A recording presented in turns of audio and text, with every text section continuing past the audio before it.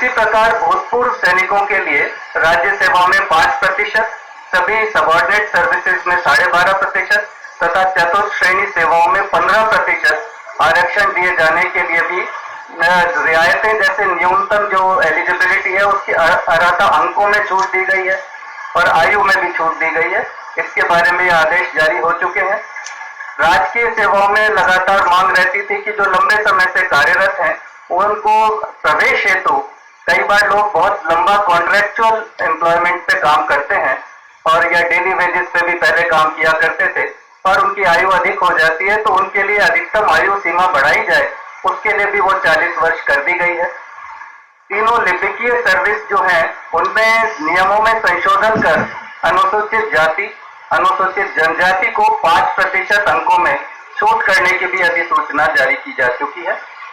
इसी प्रकार सबसे पहले मैं वर्तमान सरकार के बारे में बात करना चाहूंगा कि पहली ही कैबिनेट मीटिंग हुई तब वहां माननीय मुख्यमंत्री जी ने जो कांग्रेस का जन घोषणा पत्र था कैबिनेट में उसको मंजूर कर मुझे व्यक्तिगत रूप से सौंपा और इसको सरकार का नीतिगत दस्तावेज बनाया गया है और उसमें भी कर्मचारी एवं पेंशनर्स कल्याण के लिए बिंदु संख्या, उसमें क्रम संख्या 25 में बिंदु संख्या 5 की अनुपालना में हमको ये आदेश मिला है और उसके अंदर एक बीडी कल्ला साहब जो मंत्री ऊर्जा विभाग हैं उनकी अध्यक्षता में कार्यरत संविदा कर्मियों के समस्याओं के निराकरण हेतु भी वो कमेटी बनाई गई है।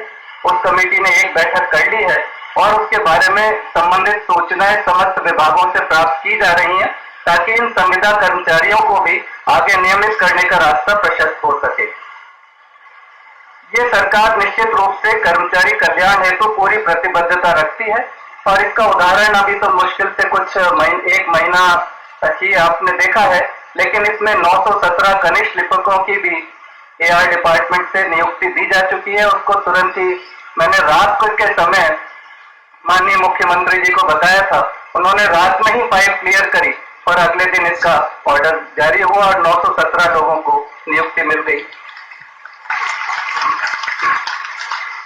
38 कार्मिकों की बात कही है। मैं माननीय मुख्यमंत्री जी से अनुरोध करूंगा, फाइल उनके पास बताई है, वही घोषणा उसको करेंगे, वही उचित होगा। चाइल्ड केयर लीव देने से महिला हमारी जो साथी हैं कर्मचारी अधिकारी सबको अत्यंत लाभ हुआ है और उसका मैं समझता हूँ सबने स्वागत किया है। मैं यहाँ पर 2 अनुरोध जरूर यहाँ पर करना चाहूंगा।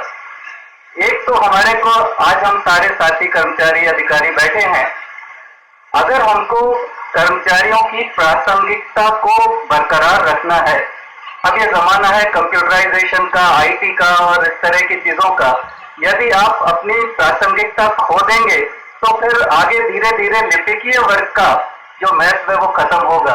तो आपको नए जो आयाम हैं आईटी से जुड़े हुए उनसे भी अपने आप को पूरी तरह से वाकिफ रखना होगा ताकि समय आने पर आप उसके अनुरूप अपने आप को ढाल सकें, उन लेटेस्ट टूल्स को काम में ले सकें।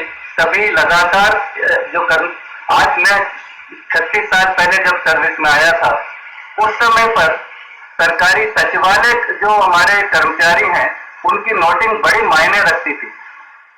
सबसे बड़ा नोट, मुख्य नोट जो पत्रावली पे होता था वो उन्हीं का होता था, पर हम उसको बहुत ध्यान से पढ़ के फिर निर्णय लिया करते थे। उसमें नियमों के बारे में हवाला होता था, उसकी व्याख्या होती थी और अपने सजेशन होता था। आज मेरे को दुख है ये कहते हुए कि बहुत सारे ज्यादातर नोट ऐसे आते हैं जिसमें सिर्फ पीयूसी को खाली दोहरा दिया जाता है और किसी प्रकार की नियमों की व्याख्या नहीं की जाती। अगर वो करेंगे तो निश्चित रूप से आपकी नोटिंग ज्यादा कारगर होगी और हमारे को सही निर्णय लेने में भी मदद करेगी। दूसरी बात थोड़ी कड़वी लगेगी पंकज जी, आपके सामने मैं रखना चाहूंगा। पिछली बार 15 अगस्त का भी फंक्शन हुआ, 450 लोगों को पुरस्कार के लिए आधा किलोमीटर लंबी लाइन लगी हुई थी।